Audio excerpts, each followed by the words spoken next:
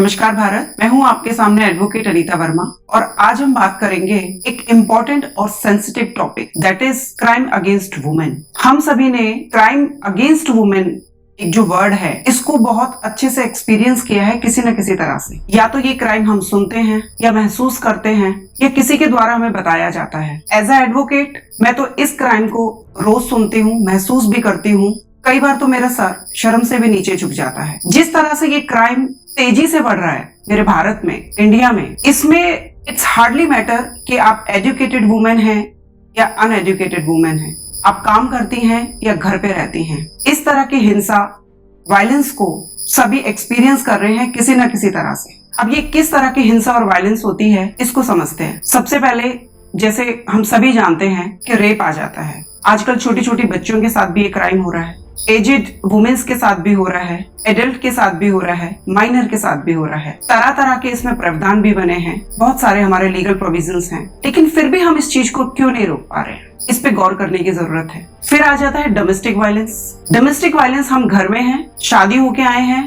तरह तरह की हिंसाएं हमारे ऊपर हो रही हैं। कभी हिंसा होती है डॉरी कम लाने पे, कभी हिंसा होती है डॉरी नहीं लाए हैं, कभी हिंसा होती है कि हम पढ़े लिखे नहीं हैं, हम वर्किंग नहीं हैं।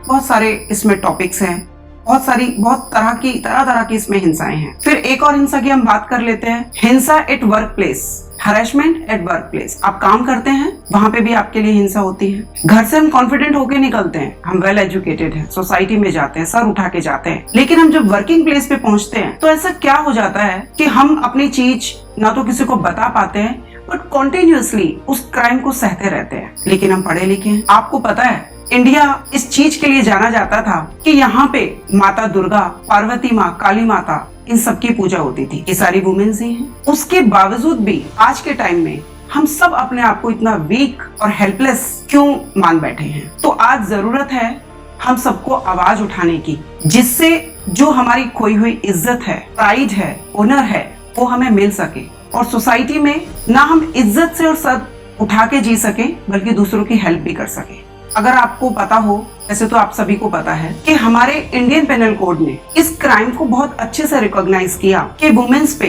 मेरी बहनों पर, महिलाओं पर इस तरह के अत्याचार लाइफ के हर कॉर्नर पे होते हैं, चाहे वो घर में है, चाहे वो काम पर है, वो कहीं पर भी है। इंडियन पेनल कोड ने इस क्राइम को रिकॉग्नाइज किया और इसमें स्ट्रिक्टर पनिशमेंट भी इम्पोज की गिल्टी डूअर्स पे, रॉन्ग डूअर्स पे, जो इस क्राइम को कमिट करते हैं या जो इस क्राइम के कमीशन में उनकी हेल्प करते हैं। टाइम टाइम पर हमारी गवर्नमेंट भी स्टेप्स उठाती रहती है, स्टेप्स लेती रहती है, चेंजेस भी करती है। किसी नए कानून की जरूरत होती है तो वो भी लाया गया टाइम पे। बच्चों को स्कूल में सेक्सुअल एजुकेशन क्या होती है, बैड टच क्या होता है, गुड टच क्या होता है, इसके बारे में भी शिक्षा दी जा रही है कंटिन्यूअसली। बट उसके बावजूद भी हम इस क्राइम को नहीं रोक पा रहे। तो क्या आप सभी ने कभी इस बात पर गौर किया, कभी कंसिडर किया कि इसका क्या कॉज है, क्यों नहीं हो पा रहा है? तो सबसे पहला कॉज तो ये कि हमें अपनी मानसिकता बदलनी पड़ेगी।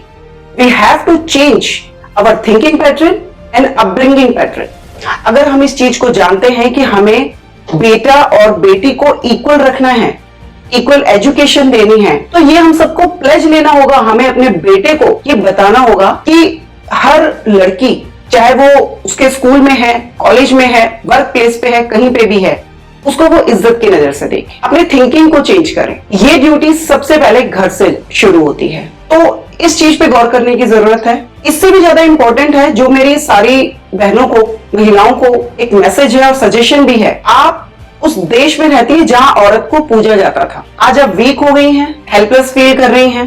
अपनी इज्जत, पैसा, चाहे कोई भी आपकी जरूरत है कि आपको पैसा नहीं दिया जा रहा है, खर्चा नहीं दिया जा रहा है, मान सम्मान नहीं दिया जा रहा है, आप उसकी भीख मांग रही हैं, which is not required. Because जो इज्जत, जो शांति, जो प्राइड, जो ऑनर, जो डेफरेंस आपको चाहिए, वो हमारे संविधान ने ऑलरेडी आप सबको दिया है। सिर्फ एक चीज की जरूरत है कि आपको उठना पड़ेगा, अपने अधिकारों को जानना पड़ेगा। तो उठिए, चलिए और जागिए। जो आपका हक है वो आपको ऑलरेडी दिया है। आपको उसके लिए भीख मांगने की जरूरत नहीं है, सिर्फ एक आवाज उठाने की जरूरत है। अपनी इज्जत के लिए, अपने बच्चों के लिए, अपने पेरेंट्स के लिए, अपने लिए। ये जो क्राइम हम सह रहे हैं, यही एक रूट कॉज है इस क्राइम को बढ़ावा देने का। और ऐसा नहीं है कि इस क्राइम को किसी ने भी एक्सपीरियंस ना किया हो। किसी की बेटी दुखी है, किसी की बहन दुखी है, किसी न किसी रूप में हम सभी जुड़े हुए हैं। बीइंग अ एडवोकेट मुझे बहुत फील होता है, बहुत दुखी भी होती हूं मैं जब इस तरह के मैटर्स मेरे सामने आते हैं और काउंसलिंग के बाद भी ये मैटर्स सेटल नहीं होते। तो उम्मीद करती हूं कि कल से, बल्कि आज से ही आप इस क्राइम को रोकने में मेरा साथ देंगे। आप इस क्राइम को रोकेंगी, क्योंकि जितना आप सहोगी उतना ये क्राइम बढ़ेगा। आज आपके ऊपर हो रहा है, कल को बेटी के ऊपर शुरू हो जाएगा। जब आप खुद ही कमजोर हो तो आगे अपनी बेटी को क्या शिक्षा देंगी। और मैं ये भी जानती हूँ कि ये मेरा ऐसा पहला वीडियो नहीं है जिसको आप सुन रहे हैं। आपने इससे पहले बहुत सारे वीडियो सुने होंगे, लेकिन सिर्फ सुने हैं, गौर नहीं किया, उठी नहीं हो, अभी जागी नहीं हो अपने अधिकारों के लिए। तो मेरी रिक्वेस्ट है आप सबसे, प्लीज उठिए। किसी भी तरह की रुकावट को अपने इस अधिकार के सामने मत आने दीजिए। ऐसी कोई चीज नहीं है जो औरत ठान ले उसे ना मिले। अब अगर आप उठोगे ही नहीं, चाहोगे ही नहीं, तो फिर ये क्राइम बढ़ता रहेगा। ना भगवान कुछ कर सकता है, ना गवर्नमेंट कुछ कर सकती है, कोई भी कुछ नहीं कर सकता, ना हमारा जुडिशियल सिस्टम कुछ कर सकता है। मैं उम्मीद करती हूँ इस क्राइम को आप आगे से सहेंगी नहीं, अपनी आवाज उठाएंगी, अपनी आवाज आप खुद बनेंगी। मेरी किसी भी तरह की जरूरत अगर आपको हो तो आप नीचे दिए हुए नंबर पर मुझे कांटेक्ट करें। मेरी लीगल टीम आपको इमीडिएट कांटेक्ट करेगी फॉर योर लीगल असिस्टेंस। जल्दी मैं नई वीडियो के साथ आप सबसे मिलूंगी। तब तक के लिए जय हिंद, जय भारत।